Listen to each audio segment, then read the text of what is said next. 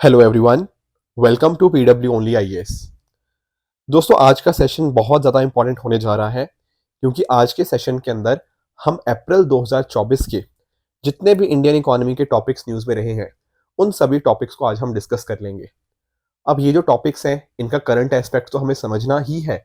Eight the same time इनका static के साथ क्या ब्रिज है, क्या लिंक है, वो भी हम डिस्कस कर लेंगे। एंड इसके साथ ही साथ कुछ अगर क्वेश्चंस भी इन टॉपिक्स के रिगार्डिंग पूछे गए होंगे ना यूपीएससी के अंदर, तो उनको भी हम आज के टॉपिक के साथ ही डिस्कस कर लेंगे, ताकि आपको कोई भी दिक्कत ना आए, ताकि जब आप कल को अपना प्रीलिम्स का एग्जाम दो, उसको बहुत अच्छे से आप उसमें अच्छा स्कोर कर पाओ।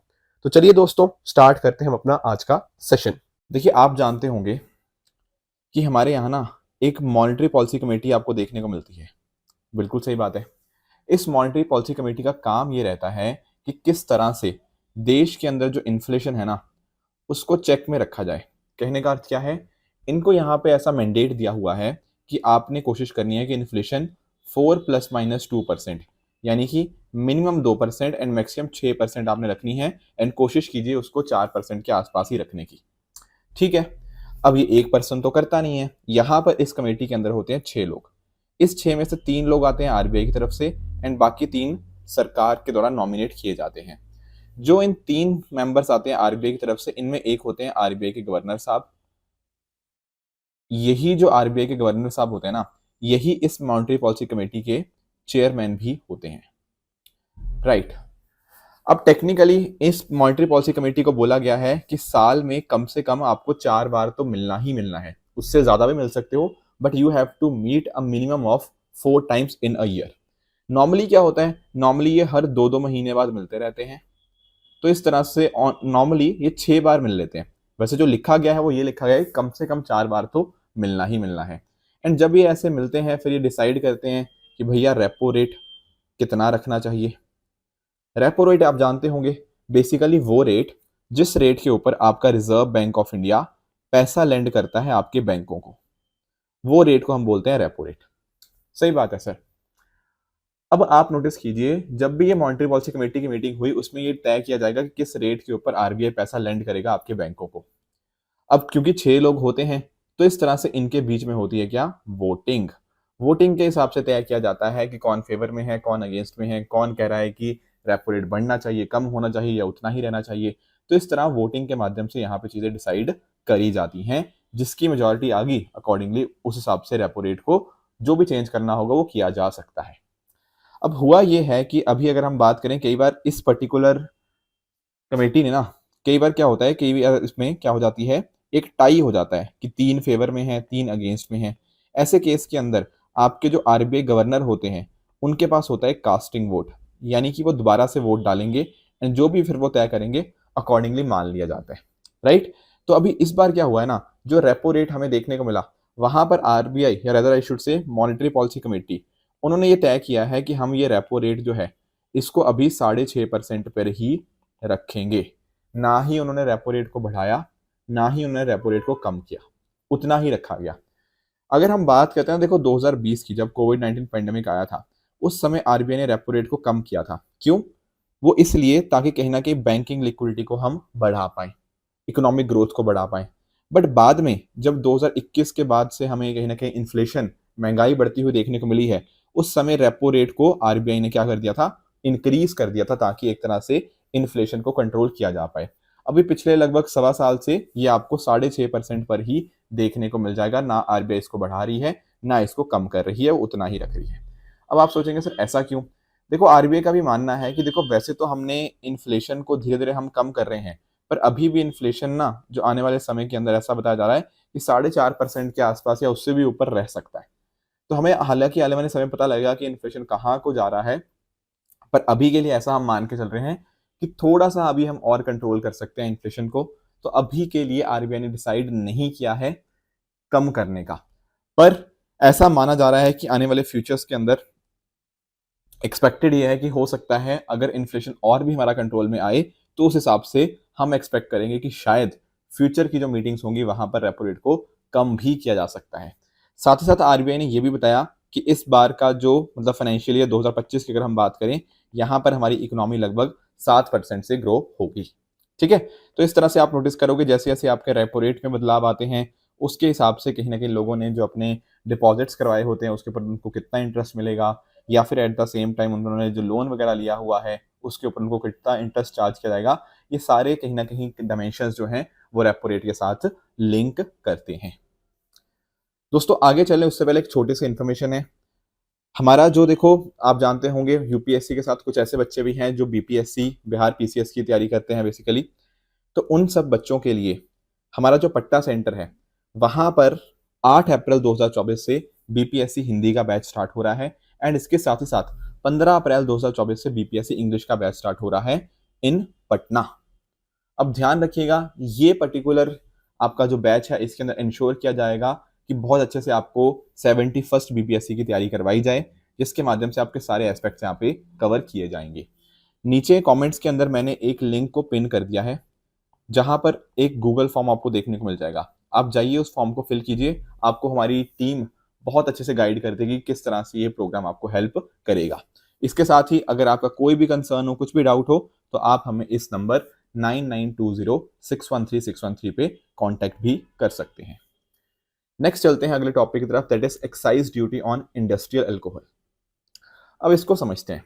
देखो अल्कोहल तो आप समझते होंगे, बिल्कुल सही बात है सर, अल्कोहल हम जानते हैं। अब जब हम बात करते हैं ना स्टेट्स की, और स्टेट की अगर मैं बात करूं स्पेशली फाइनेंसेस की, कि स्टेट का कितना पैसा है कितना चीज़ें नहीं है, वहां पर एक मेजर कंपोनेंट स्टेट्स के लिए क्या रहता है, अल्कोहल के ऊपर जो एक्साइज ड्यूटी लगाई जाती है। देखो कोई भी जो आपका प्रोडक्ट होता है ना, उसका मैन्युफैक्चर हो गया या फिर उसका सेल हो गया या उसकी लाइसेंसिंग हो गया, इस तरह के गुड्स के ऊपर कई बार ना टैक्सेस जो इम्पोज किए जाते हैं उसको हम एक्साइज ड्यूटी के नाम से जानते हैं। अब स्टेट्स के लिए जो अल्कोहल के ऊपर एक्साइज टैक्स लगता है, एक्साइज ड्यूटी लगती है, वो कहीं ना कहीं स्टेट के लिए बहुत इंपॉर्टेंट होती है क्योंकि वहां से उसको अच्छा खासा पैसा देखने को मिलता है। कई बार सरकारें यहाँ पर एडिशनल एक्साइज ड्यूटी भी लगाती हैं ताकि अल्कोहल कंजम्पशन से उनकी जो इनकम है वो यहाँ पे इंक्रीज करी जाए। पर देखो ये तो वो दारू की बात होगी जो कि लोग पीते हैं, उसको तो हमने बोल दिया जो ड्रिंकिंग अल्कोहल। पर इसके अलावा ना एक और चीज होती है जिसको हम बोलते हैं इंडस्ट्रियल अल्कोहल। अब आप पूछेंगे सर ये क्या चीज है। देखो इंडस्ट्रियल अल्कोहल को ना आप डी नेचर्ड अल्कोहल भी बोल सकते हो। बेसिकली अगर आपने अल्कोहल को, अल्कोहल के अंदर आपने कुछ सब्सटेंस को ऐड कर दिया जैसे मेथनॉल हो गया या अलग केमिकल्स और आपने ऐड कर दिए, उस वजह से जो नई अल्कोहल बनी ना, ये ड्रिंकिंग नहीं रही। कहने का इंसान मतलब क्या, ये पॉइजनस हो चुकी है, इसको इंसान नहीं पी पाएगा।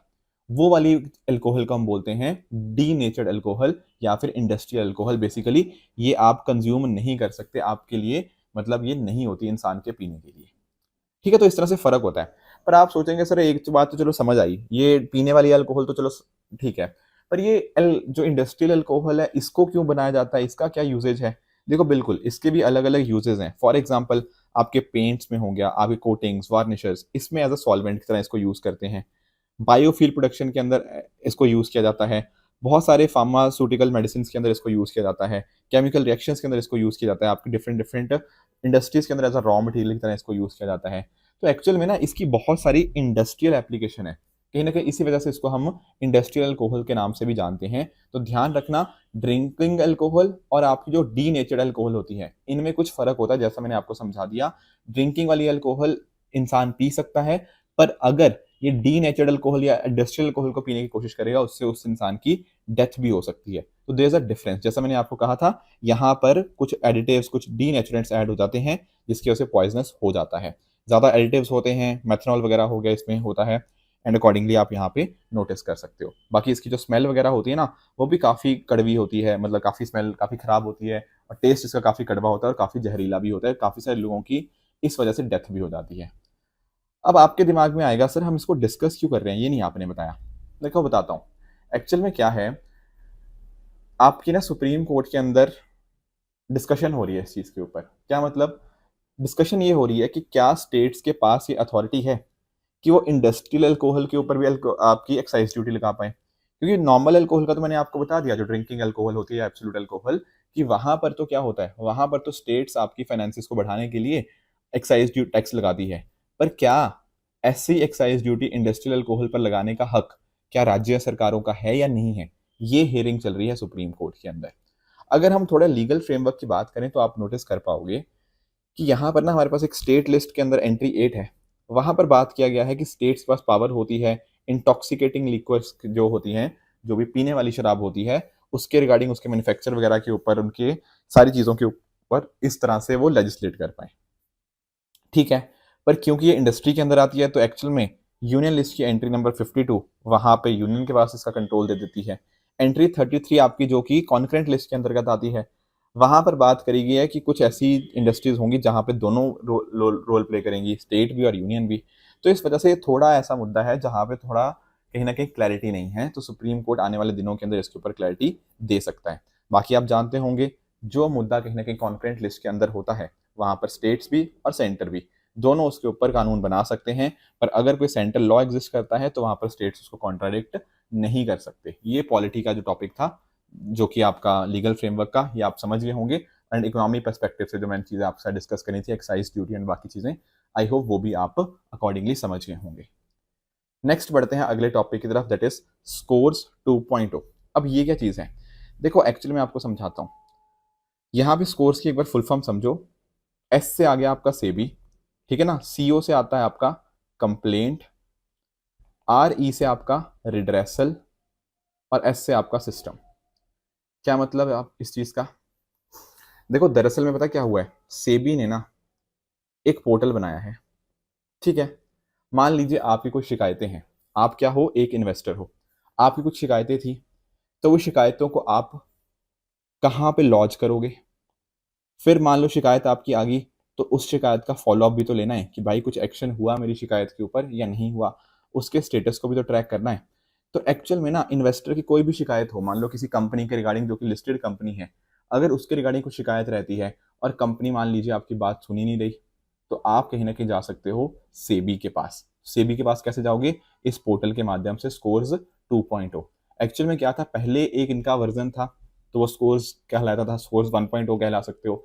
अब उसके अंदर कुछ थोड़े बहुत चेंजेस कर दिए गए हैं, थोड़ा सा उसको यूजर फ्रेंडली और बना दिया गया है, जिस वजह से इसका नाम हो चुका है स्कोर्स 2.0। तो सेबी ने इसको यहाँ पे एज एन इंट्रोड्यूस किया है as a grievance redressal system. जो भी आपकी शिकायतें हैं, जो भी इस तरह के कंसर्न्स होते हैं इन्वेस्टर्स के, उनको यहाँ पे टेकअप किया जाता है, ठीक है ना, ताकि शिकायतों का अच्छे से निपटारा हो पाए। बाकी इसको केवाईसी रजिस्ट्रेशन एजेंसी डेटाबेस के साथ भी इंटीग्रेट किया गया है। इस चीज़ों के साथ कहीं ना कहीं एफिशिएंसी बढ़ेगी। इस पोर्टल को बहुत अच्छे से यूजर फ्रेंडली बना दिया गया है ताकि इन्वेस्टर्स को कोई भी दिक्कत ना आए। अब आप पूछेंगे सर ये काम सेबी क्यों कर रहा है। देखो यहाँ पे बात हो रही है किस चीज़ की, यहाँ पे बात हो रही है आपकी कैपिटल मार्केट की, आपकी सिक्योरिटी मार्केट की। तो उसको कहीं ना कहीं उसका रेगुलेटर कौन देखने को मिलता है, आप बोलोगे सर उसका रेगुलेटर सेबी ही है, तो इस वजह से सेबी के द्वारा ये पोर्टल बनाया गया है। बाकी आप जानते होंगे सेबी के हेडक्वार्टर्स आपको मुंबई में देखने को मिल जाएंगे। सेबी को 1988 के अंदर स्टैब्लिश किया गया था। जब इसको स्टैब्लिश किया गया तब ये क्या थी, एक एग्जेक्टिव बॉडी, यानी कि उस समय ना ही संविधान के अंदर मेंशन था, ना ही आपके किसी लॉ के अंदर। पर ऐसा देखा गया कि सरकार ने, मतलब बेसिकली सेबी के पास बहुत कुछ पावर्स नहीं थी, तो 1992 के अंदर सेबी एक्ट लेके आया जाता है, जिसके माध्यम से इसको स्टैट्यूटरी पावर्स दी जाती हैं। तो आज के समय के ऊपर भले ही सेबी स्टैट्यूटरी बॉडी है, पर जब इसको बनाया गया था उस समय के ऊपर ये एक एग्जेक्टिव बॉडी थी। बाकी इसका पर्पस यही है कि इंडिया की जो capital market and security market है उसको यहाँ पे मॉनिटर एंड रेगुलेट किया जा पाए। नेक्स्ट बढ़ते हैं अगले टॉपिक की तरफ, दैट इज पीएमआई, यानी कि परचेजिंग मैनेजर्स इंडेक्स। पहले तो ये समझते हैं कि परचेजिंग मैनेजर इंडेक्स होता क्या है, फिर देखेंगे कि इस बार का जो परचेजिंग मैनेजर इंडेक्स था वहां पर आखिर क्या क्या बातें करी गई हैं। देखो समझो इस बात को, जैसे आपका एक हो गया मैन्युफैक्चरिंग सेक्टर, एक हो गया आपका सर्विसेज सेक्टर, बिल्कुल ठीक बात है।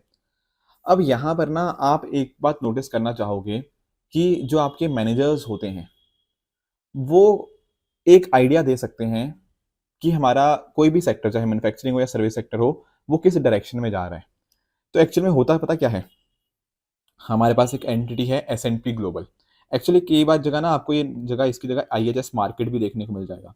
हुआ क्या है ना, इन दोनों कंपनीज का मर्जर हो गया है, IHS मार्केट का और S&P ग्लोबल का। तो किसी जगह के ऊपर आपको दिखे कि S&P ग्लोबल इसको रिलीज कर रहा है, किसी जगह पे आपको दिखे कि IHS मार्केट कर रहा है, दोनों के दोनों स्टेटमेंट्स करेक्ट है, ठीक है ना। तो उसमें कंफ्यूज नहीं होना कि सर गलत बता रहे हैं, नहीं, ये दोनों में से एक कोई भी नाम हो, दोनों के दोनों आपके ठीक रहेंगे। होता क्या है ना, जो भी आपके इन पर्टिकुलर मैन्युफैक्चरर्स के अंदर आपके मैनेजर्स वगैरह होते हैं, उनके पास कुछ क्वेश्चंस भेजे जाते हैं। वो क्वेश्चंस डील करते हैं कि भैया आपके पास कितने नए ऑर्डर आ रहे हैं, नहीं आ रहे, इन्वेंट्री कितना पड़ा हुआ है, कि इन्वेंट्री में से सामान बिक रहा है या नहीं बिक रहा है, या फिर सामान पड़ा ही हुआ है वैसे कि वैसा, प्रोडक्शन कैसी हो रही है, सप्लाई डिलीवरीज कैसी है, एम्प्लॉयमेंट एनवायरनमेंट अच्छा है बुरा है। तो जैसे जैसे इन क्वेश्चंस के आंसर्स हमें पता लगते हैं ना, उस हिसाब से हम कहीं ना कहीं ये देख पाएंगे कि कैसे हमारे कुछ सेक्टर्स परफॉर्म कर रहे हैं। तो दरअसल में व्हाट हैपेंस इज ना, यहाँ पर अगर मैं आपको बताने की कोशिश करूँ तो आप नोटिस कीजिएगा, यहाँ बताते हैं, नोटिस ये कीजिएगा कि 3 तरह की चीज़ें हो सकती हैं। मान लो आपसे मैंने 100 सवाल पूछे, अब 100 में से हो सकता है 40 सवालों के जवाब आप ऐसे दोगे, आप बोलोगे यार कि हाँ पहले से बढ़िया चीज़ हो रही है। इसी तरह से हो सकता है कि 30 सवालों के आप मुझे जवाब दोगे कि जैसा पहले था ना अभी वैसा ही चल रहा है पिछले महीने की तरह ही, और 30 सवालों का हो सकता है आप बोलोगे यार नहीं, अब तो हालत काफ़ी ख़राब हो गई है, पहले से भी ख़राब हम परफॉर्म कर रहे हैं। तो जिनमें तो आप बहुत बढ़िया कर रहे हो उनको रेटिंग दी जाती है 1, जिनमें सॉरी हाँ जिनमें आप अच्छा परफॉर्म कर रहे हो पहले से उसमें रेटिंग दी जाती है 1, जिनमें आप पिछले महीने जैसा ही परफॉर्म कर रहे हो उनमें रेटिंग दी जाती है 0.5, और जिनमें आप पहले के मुकाबले खराब परफॉर्म कर रहे हो उनमें रेटिंग दी जाती है 0। एक्चुअली इसमें रेटिंग नहीं बोलना चाहिए, इसको मल्टीप्लिकेशन कह सकते हैं कि मल्टीप्लाई किस चीज़ के साथ किया जाता है। जैसे अगर इस केस में बात करूं तो आपके पास अगर 100 क्वेश्चन थे और उनमें 40 में बढ़िया हुआ है, 30 में उतना ही हुआ है, 30 में आप कह रहे हो कि खराब होगा, तो इस केस में आपकी रेटिंग पता क्या आएगी, आपका जो स्कोर बनेगा वो बनेगा 40/1, ये पहले पैरामीटर से। फिर अगला आपका आ जाएगा जहां पर आपने इक्वल परफॉर्म किया वो यहाँ पे वो आएगा 30/0.5, एंड आखिरी वाले से आपका आएगा 30/0। इस तरह से आपका स्कोर बनेगा 40/140 प्लस 30/0.5, ये बनेगा 15। ये स्कोर आया आपका 55। अब होता है क्या है ना, पीएमआई के अंदर 3 चीजें देखी जाती हैं कि आपका स्कोर आया कितना। अगर तो देखो आपका स्कोर आया है 50 से ऊपर, इसका मतलब ये है कि ये बात कर रहा है एक्सपेंशन की। अगर स्कोर आता है 50, इसका मतलब होता है नो चेंज। अगर स्कोर आता है 50 से कम, वहां पर अर्थ होता है उसका कॉन्ट्रैक्शन के रिगार्डिंग। तो इस तरह से आप नोटिस करोगे कि पीएमआई का जो स्कोर आता है वो 0 से 100 के बीच में कुछ भी आ सकता है। 50 से ऊपर है अच्छी बात है, 50 से नीचे कहीं ना कहीं खराब चीजें ये दर्शा रहा है। जैसा मैंने आपको बताया, 2 चीजें पीएमआई में देखने को मिल जाती हैं, एक मैन्युफैक्चरिंग का अलग से आता है, सर्विसेज का अलग से आता है, फिर कहीं ना कहीं एक दोनों को कंबाइन करके भी आप एक कंपोजिट इंडेक्स निकालते हो। कंफ्यूज नहीं होना, आईआईपी डिफरेंट है, वो आपका एनएसओ निकालता है, that's a separate thing. On the other hand अगर मैं बात करूं, यहाँ पर परचेजिंग मैनेजर इंडेक्स मैंने जैसे आपको बताया आईएचएस मार्केट हो गया या एसएनपी ग्लोबल, उसके द्वारा यहाँ पे निकाला जाता है, एंड इस तरह से हर महीने आपको देखने को मिल जाएगा। 5 वेरिएबल्स जो मैं आपको कह रहा था, new orders, inventory level, production, supply deliveries, employment environment, इसके हिसाब से ये सारी चीजें आपको देखने को मिल जाती हैं कि किस किस तरह से क्या क्या चीजें हो रही हैं। तो अभी की अगर मैं बात करूं तो आप नोटिस करोगे ना कि इस महीने मार्च के महीने में क्या हुआ है, पीएमआई ने 16 साल की पीक अचीव करी है, जहां पर ये स्कोर आया 59.1। तो अपने आप में ये चीज दिखा रही थी कि किस तरह से काफी अच्छी ग्रोथ हुई है, आउटपुट में भी ग्रोथ आई है, नए ऑर्डर्स भी अच्छे खासे आ रहे हैं। तो इस तरह से ये चीजें हमें हेल्प करता है। एंड साथ ही साथ ना पीएमआई के साथ पीएमआई का डेटा आ गया, अब इससे हमें पता है कि यार जीडीपी भी अच्छा ही आएगा, कहीं ना कहीं इंडस्ट्रियल आउटपुट भी अच्छा ही आएगा। तो एक आइडिया दे देता है अलग अलग और चीज़ों के बारे में कि बाकी और चीज़ें कैसी आने वाली हैं। एंड इन्वेस्टर्स भी इसको काफ़ी हैविली ट्रैक करते हैं, रीज़न बीइंग कि अगर उनको लगता है कि कंपनीज अच्छा परफॉर्म कर रही हैं, ये पीएमआई में स्कोर अच्छा आया है, दैट शोज कि आने वाले दिनों के अंदर हमारी स्टॉक मार्केट भी अच्छा परफॉर्म कर सकती है, और उनको एक इंडिकेटर उस डायरेक्शन में मिल जाता है। तो दोस्तों ये थी आज की डिस्कशन, जो हमें क्वेश्चंस डिस्कस करने थे। अब थोड़े क्वेश्चंस की तरफ आ जाते हैं। आज के आपके ना 2 क्वेश्चंस होमवर्क रहेंगे। पहला आपका होमवर्क है यूपीएससी 2023 से, जहां पर उसने पूछा है स्टेरिलाइजेशन के रिगार्डिंग। तो इसका आंसर आप मुझे नीचे कमेंट सेक्शन में बताओगे कि आपके हिसाब से इसका सही जवाब क्या होना चाहिए। दूसरा आपका होमवर्क रहेगा कैपिटल मार्केट के रिगार्डिंग। अब आपको बताना है कि इनमें से कौन कौन सी ऐसी चीजें हैं जो कि कैपिटल मार्केट के अंदर इंक्लूड रहती हैं। लास्ट वीक मैंने कुछ आपको होमवर्क दिया था, उनका आंसर मैं डिस्कस कर लेता हूं। जब हम बात करते हैं ना टीजर लोन्स की, टीजर लोन्स क्या होते हैं? टीजर लोन दरअसल में इस तरह के लोन होते हैं जहां पर स्टार्टिंग में तो आपको लो रेट ऑफ रिटर्न ऑफर किया जाता है, ठीक है ना, बट फिर अचानक से उसके जो मतलब लो रेट ऑफ इंटरेस्ट, आपको लोन चाहिए ना, तो इंटरेस्ट बहुत ही कम देना पड़ेगा स्टार्टिंग के कुछ समय के लिए, पर बाद में फिर अचानक से बहुत ज़्यादा इंटरेस्ट को बढ़ा दिया जाता है। तो कई बार एक्साइट करने के लिए आपको इस तरह से टीजर लोन ऑफर किए जाते हैं। समझे इस बात को? जैसे आपका मूवी की बात करते हो ना, मूवी में एक तो होता है ट्रेलर, ट्रेलर से पहले क्या आता है टीजर। टीजर आपको एक्साइट करता है। जब मैंने कहा कि आपको लोन स्टार्टिंग में इतने कम रेट के ऊपर मिलेगा, तो आप कहीं ना कहीं टीज हो गए, आप एक्साइट हो गए, उसी को बोलते हैं टीजर लोन्स। तो यहाँ पर जो पहला स्टेटमेंट कह रहा है कि टीजर लोन्स को सब प्राइम लैंडिंग का पार्ट कंसिडर किया जाता है, ये बात अपने आप में करेक्ट है। एंड बैंक्स भी कहीं ना कहीं बाद में हो सकता है डिफॉल्टर्स का रिस्क उनको यहाँ पे झेलना पड़ेगा, राइट। तो ये पहला स्टेटमेंट बिल्कुल ठीक है। दूसरा कह रहा है कि इंडिया के अंदर अगर हम बात करें इन एक्सपीरियंस एंटरप्रेन्योर्स को दिया जाता है, ऐसा नहीं है, ये स्टेटमेंट आपकी गलत हो जाएगी। Option number A will be the right answer. एक मैंने आपको और होमवर्क दिया था, that was with regards to capital adequacy ratio. ये तो मैंने आपको पिछले लेक्चर्स के अंदर समझाया भी था कि किस तरह से आपकी रिक्वायरमेंट्स होती हैं, right. Tier 1 capital, tier 2 capital, उन सब चीज़ों की। एंड कहीं ना कहीं जितना कैपिटल एडिक्वेसी रेशियो ज़्यादा होता है, उतना हमें पता लगता है कि उनके पास खुद की अपनी कैपिटल ज़्यादा थी। एंड कहीं ना कहीं कुछ भी इश्यूज आते हैं तो उनको टैकल करने के लिए उनके पास अच्छी कैपिटल खुद के फॉर्म के अंदर पड़ी हुई है। तो दरअसल में कैपिटल एडिक्वेसी रेशियो कुछ नहीं होता, बल्कि कितना ऐसा पैसा है जो बैंक को कहीं ना कहीं अपने फंड्स की फॉर्म में रखना पड़ता है अगर मान लीजिए अकाउंट होल्डर्स फेल कर जाते हैं ड्यूज को रिपे करने के लिए। ये बात बिल्कुल ठीक है। सेकंड जो बात कर रहा है ना कि हर इंडिविजुअल बैंक आपका कार को डिसाइड करता है, नहीं, ये डिसाइड किया जाता है आपके रिजर्व बैंक ऑफ इंडिया के द्वारा, ठीक है ना। तो सेकंड आपका इनकरेक्ट हो जाएगा, पहला बिल्कुल ठीक है, ऑप्शन नंबर ए 1 ओनली। देखो ये डेटा वगैरह सामने आता ही रहता है और ये नंबर्स हमें बिल्कुल भी याद रखने की कोई ज़रूरत नहीं है, ठीक है। जब एग्जाम आएगा तो थोड़ा सा एक बेसिक आइडिया रख लेंगे और मेंस के अंदर भी कहीं पे अगर कोट करना होगा तो वो लेटेस्ट डेटा हमें कोट करना पड़ेगा। पर यहाँ पर ना WPI के करंट एस्पेक्ट या नंबर्स के मुकाबले उसका जो स्टैटिक पोर्शन है वो हमें समझना बहुत ज़्यादा इंपॉर्टेंट बन जाता है। बल्कि मैं तो आपको ना WPI और CPI के बीच का कंपैरिजन ही बता दूंगा ताकि आपको एक आइडिया लगता रहे। देखिए, बात दरअसल में क्या हो रही है, बात हो रही है महंगाई की, यानी कि इन्फ्लेशन की। इन्फ्लेशन को मेजर करने की बात हो रही है कि महंगाई को मेजर करना है, ठीक है। पर कहाँ पे मेजर किया जाए, राइट।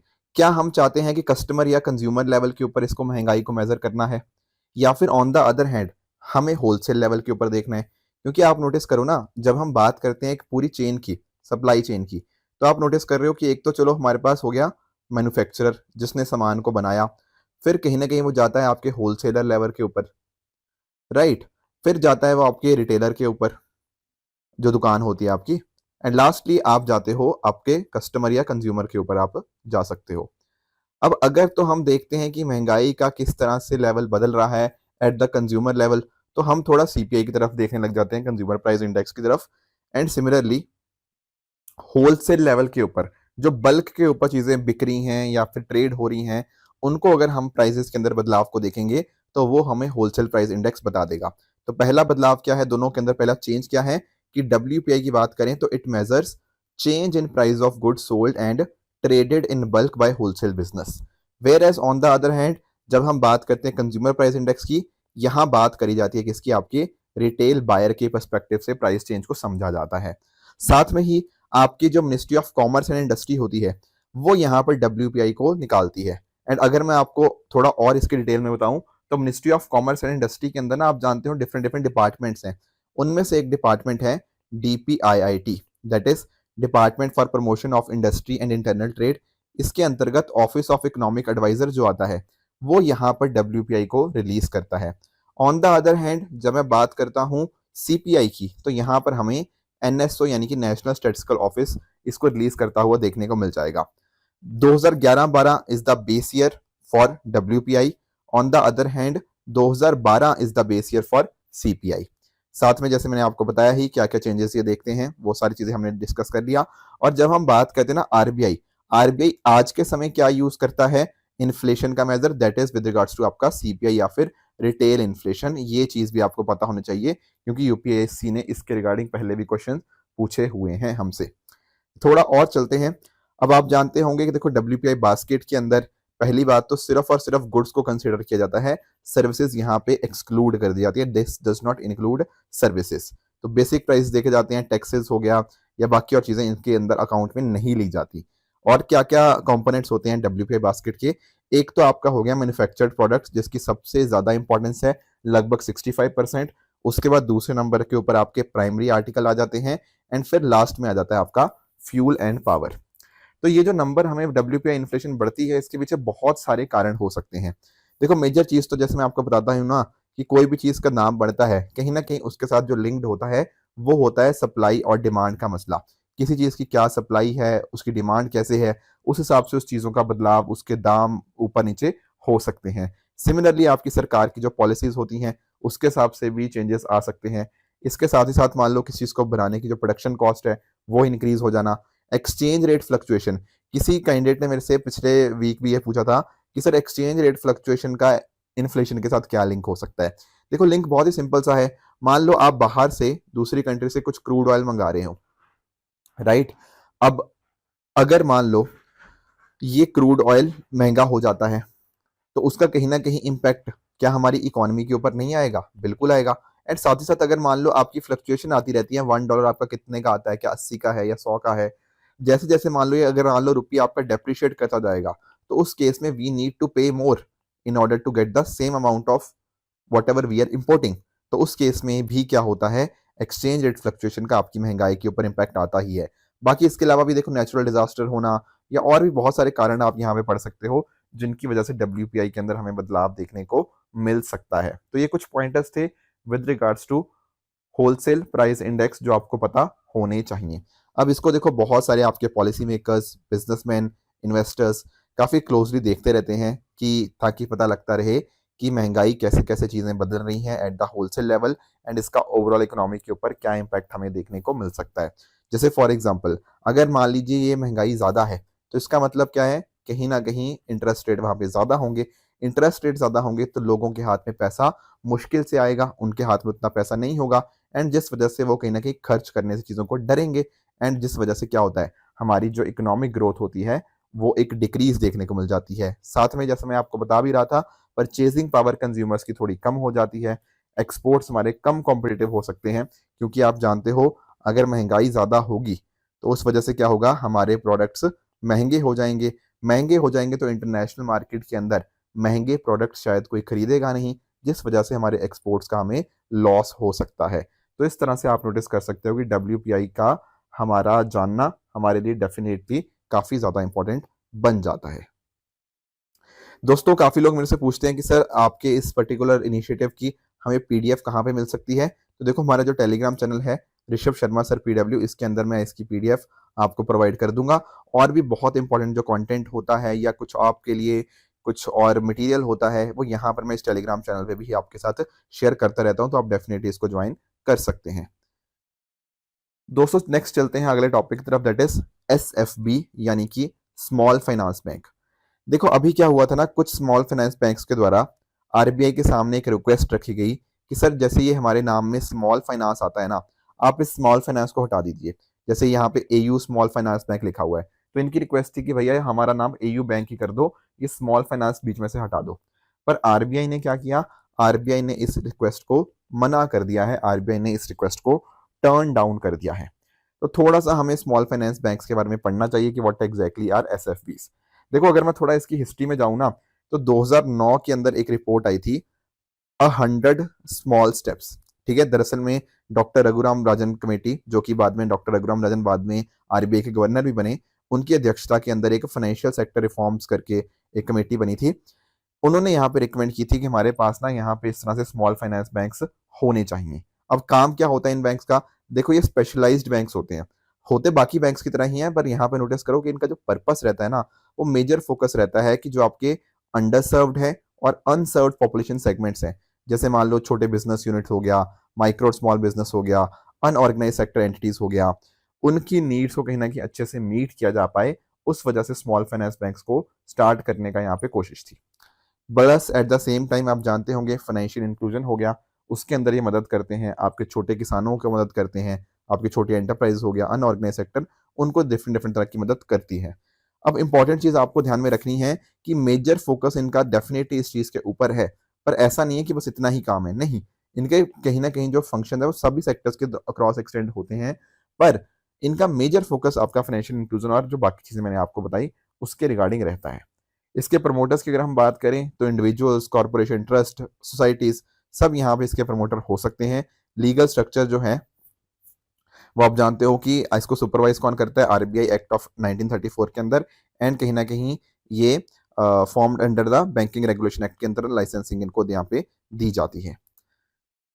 इसके अलावा अगर मैं बात करूं, जैसे आप लोग नोटिस करते हो रीजनल रूरल बैंक्स हो गया, लोकल एरिया बैंक्स हो गया, इनके ऊपर कुछ जोग्राफिकल रिस्ट्रिक्शंस होती हैं कि कहाँ पे आपने खोलना है, कहाँ पे नहीं खोलना। पर स्मॉल फाइनेंस बैंक के केसेस में यहाँ पर कोई ऐसी रिस्ट्रिक्शन नहीं होती in terms of location, and इनकी मिनिमम कैपिटल रिक्वायरमेंट है दैट इज 100 करोड़। बाकी डेफिनेटली सीआरआर हो गया, एसएलआर हो गया, उनको तो इनको मीट करना ही होता है। एंड इनके लिए 75% प्रायोरिटी सेक्टर लैंडिंग नॉर्म है, कि जैसे आपका एग्रीकल्चर हो गया, आपका एमएसएमई हो गया, आपका हाउसिंग हो गया, रिन्यूएबल एनर्जी हो गया, ये जो इंपॉर्टेंट प्राइमरी जो प्रायोरिटी सेक्टर्स हैं, इनके लिए यहाँ पे इनको 75% इनके लिए adjusted net bank credit definitely provide करना ही पड़ता है। बाकी साथ में बात करें तो 25% जो कम से कम ब्रांचेस होंगी वो अनबैंक्ड रूरल एरियाज के अंदर होंगी। ये भी इंपॉर्टेंट चीज है। देखो वैसे तो मैंने जो बात कही है कि they can operate without restriction, पर जो रिस्ट्रिक्शन ये है कि 25% कम से कम branches definitely unbanked rural areas के अंदर होनी चाहिए। बाकी 50% जो लोन पोर्टफोलियो होगा वो अप टू 25 लैक्स तक का होना चाहिए। बाकी over the time they can also get converted into other banks, but at the same time अगर हम बात करें NBFCs, micro finance institution and local banks, वो भी स्मॉल फाइनेंस बैंक्स के अंदर कन्वर्ट हो सकते हैं। एंड आगे जाके आपके जो स्मॉल फाइनेंस बैंक होते हैं वो फुल बैंक्स के अंदर भी कन्वर्ट यहाँ पे हो सकते हैं। इसके अलावा अगर मैं बात करूं, 2019 के अंदर ऑन टैप लाइसेंसिंग को आरबीआई ने इंप्लीमेंट किया था, जिसका अर्थ ये है कि अगर मान लो किसी को स्मॉल फाइनेंस बैंक बनना है ना, तो ऐसा नहीं है कि आरबीआई एक एप्लीकेशन लेके आएगा कि अब आप कर सकते हो। जैसे आप लोग यूपीएससी का अपना एग्जाम देते हो ना, यूपीएससी एग्जाम में क्या होता है, यूपीएससी एग्जाम में होता यह है कि आपका जो यूपीएससी होता है वो बोलता है कि यार इतनी तारीख से, मान लो 15 अप्रैल से लेकर 15 मई तक आप अपना आवेदन लेकर आ सकते हो, आप अपना इसको रजिस्टर कर सकते हो, उसी ड्यूरेशन के टाइम के ऊपर आप अप्लाई कर सकते हो। पर यहाँ पे बैंकों के केस में स्मॉल फाइनेंस बैंक के अंदर हो गया है ऑन टैप लाइसेंसिंग आज के समय। अब ऐसा नहीं है कि आरबीआई ओपन करेगा कुछ ऐसा रजिस्ट्रेशन, नहीं, जब किसी का मन करेगा बैंक खोलने का वो डायरेक्टली जाके आरबीआई के पास बैंक खोल सकता है। तो this is with regards to small finance bank. Next बढ़ते हैं हमारे नेक्स्ट टॉपिक की तरफ, that is Aadharshila curriculum framework for 3 to 6 years old. देखो एजुकेशन भी हमारे इकोनॉमी का ही डेफिनेटिंग पॉइंट पार्ट बन जाता है, तो यहाँ पर हमें ये चीज़ जो पढ़नी है that is with regards to 3 to 6 year old. अब देखो मैंने आपको कई बार इसके अंदर बताया भी है कि जब हम बात करते हैं पहले 3 साल की, 0 to 3 ईयर्स, एक बच्चे का काफ़ी ज़्यादा विकास उसी समय के अंदर हो जाता है। प्लस इसके बाद जो अर्ली चाइल्डहुड केयर एजुकेशन है वो भी एक बहुत इंपॉर्टेंट पिलर की तरह काम करती है, एक बेस बनाने के अंदर एक बहुत अच्छा बेस बच्चों का बन जाता है। तो ministry of women and child development ने क्या किया है, national curriculum for early childhood care and education 2024 यहाँ पे रिलीज किया है, जिसका टाइटल क्या है, आधारशिला। अब इस आधारशिला के के माध्यम से ना 3 से 6 साल के जो बच्चे हैं उनके अंदर हम कैसे रीडिंग और मैथ स्किल्स को बढ़ा सकते हैं। जैसे मान लो कि बच्चे आंगनवाड़ी के अंदर पढ़ रहे हैं तो कैसे उसको हम इंक्रीज कर सकते हैं। इसके लिए आधारशिला करिकुलम को रिलीज किया गया है by the ministry of women and child development. तो जैसा national education policy and national curriculum framework के अंदर लिखा गया था उसी के लाइंस के अंदर ये वर्क करता है। टोटली एक 48 वीक का करिकुलम है, 3 साल के हिसाब से डिजाइन किया गया है। जहां पर अगर मैं बात करूं तो स्टार्टिंग के जो 4 हफ्ते होंगे वहां पर फोकस होगा प्ले एक्टिविटीज के ऊपर, आपकी एकेडमिक एक्टिविटीज के ऊपर, ताकि बच्चों को घर से लेकर आंगनवाड़ी सेंटर के बीच में जब वो ट्रांजिशन होते हैं तो अचानक से बदलाव बहुत ज्यादा उनको फील ना हो। फिर अगले जो 36 हफ्ते होंगे वहां फोकस किया जाएगा फ्री प्ले हो गया, कॉन्वर्सेशंस हो गया, creative activities, story telling, art, experience के ऊपर रिफ्लेक्ट करना, कॉन्फ्लिक्ट आपस में कई बार लड़ाई वगैरह हो जाए तो उसको हम कैसे फोकस कर सकते हैं, ये स्टोरी टेलिंग के माध्यम से उनको बताया जाएगा। साथ में मिलजुल कर दोस्तों के साथ कैसे रहना है, ये सारी चीज़ें इनको बताई जाएंगी। Eight the same time learning content के अंदर भी चीज़ें होंगी, उनको बॉडी पार्ट्स हो गया, सेंसेस, नंबर्स, कलर्स, शेप, ये सारे अलग अलग चीज़ें उनको यहाँ पे बेसिक काउंटिंग के साथ साथ सिखाई जाएंगी। तो ये है ओवरऑल पूरा फ्रेमवर्क इनके अंदर, जहाँ पर ना बच्चों की सिर्फ फिजिकल ही नहीं, इसके साथ ही उनकी इमोशनल, उनकी सोशल और उनकी कॉग्निटिव डेवलपमेंट, ये सारी अलग अलग तरह की डेवलपमेंट के ऊपर यहाँ पे फोकस किया गया है एक स्ट्रक्चर्ड माध्यम के अंदर। ठीक है ना। तो यानी कि ये 4 हफ्ते भी हैं, ये बीच में ये आपके वीक्स हो गए, एंड आपके जो बाकी जो वीक्स होंगे उनके अंदर भी फोकस यही है कि प्रीवियस लेसन्स को हम रिविजिट करें एंड कहीं ना कहीं उस हिसाब से यहाँ पे वर्क करें। तो आप ध्यान रखिएगा, आधारशिला का अर्थ आप यहाँ पे समझ गए हैं, तो जिस तरह से आप फिर आगे ट्रांजिशन करेंगे तो बहुत अच्छे से बच्चों का ऑलरेडी डेवलपमेंट हो रखा होगा। ये जो बात कर रहे थे हम national framework for pre school education की, यहाँ पर जो स्टेट्स वगैरह हैं उनको यहाँ पे हेल्प की जाएगी, स्टेट्स को गाइड किया जाएगा नेशनल फ्रेमवर्क के माध्यम से, ताकि जो भी चैलेंजेस फेस हो रहे हैं वो यहाँ पे प्रॉपरली टेकअप किए जा पाए। ऑलरेडी अगर हम बात करें ना, तो already different different training programs run भी हो रहे हैं, जैसे फॉर एग्जांपल पोषण भी पढ़ाई भी, पोषण का मतलब होता है न्यूट्रिशन, पढ़ाई होता है एजुकेशन। तो ये चीज़ें भी के माध्यम से आपके जो आंगनवाड़ी वर्कर्स होते हैं उनको ट्रेनिंग वगैरह ऑलरेडी प्रोवाइड करी जा रही है। ठीक है, तो उन प्रोग्राम्स के साथ साथ इनको भी यहाँ पे इंटीग्रेट किया जा पाएगा, ताकि बच्चों का कंप्लीट विकास, एक पूर्ण रूप से यहाँ पे विकास हो पाए। दोस्तों नेक्स्ट हमारा टॉपिक है दैट इज CBDCR या फिर CBDC रिटेल। देखो, जैसे मैं अभी आपको थोड़ी देर पहले बता भी रहा था कि एक होता है होलसेल वाली चीज़ और यहाँ पर एक चीज़ होता है आपका रिटेलर वाली चीज़। तो यहाँ पर ना आरबीआई ने क्या बोला है, आरबीआई ने बोला है कि जो CBDC रिटेल है ना, इसको हम एक्सेसिबल बनाएंगे to a large number of population by allowing non bank payment system operators की वो भी CBDC वॉलेट्स को यहाँ पे ऑफर कर पाए। मैं थोड़ा सा आपको बताने की कोशिश करता हूँ कि पहले आखिर ये CBDC होता क्या है।